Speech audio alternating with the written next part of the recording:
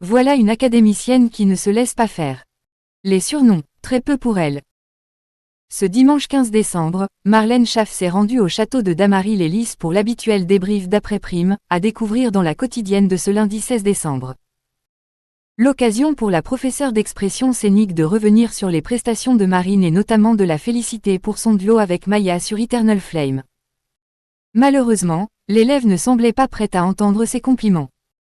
Âgée de 24 ans, la jeune dentiste bataille depuis le début de l'aventure avec elle-même, ayant très peu confiance en elle.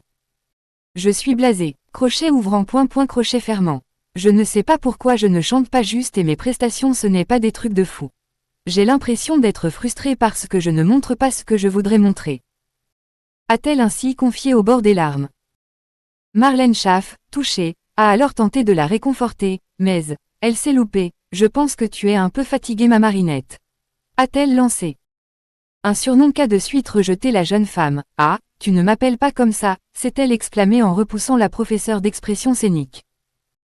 Prise de court, Marlène Schaff s'est toutefois rapidement reprise. Oh, pardon.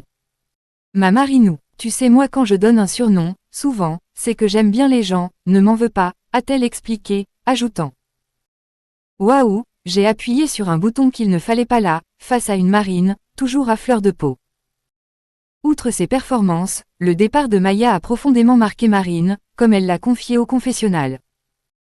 Maya, cette semaine, c'était quand même mon binôme, dans le sens où on a préparé Eternal Flame, et que c'était une assez grosse prestation pour nous.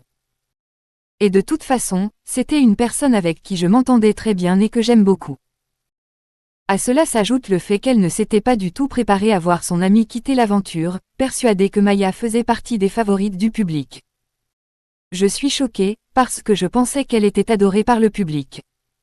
Elle l'est sûrement, mais je pensais qu'elle l'était encore plus que moi. Je ne pensais pas qu'elle allait partir, avait-elle d'ailleurs avoué aux autres élèves, dès leur retour au château.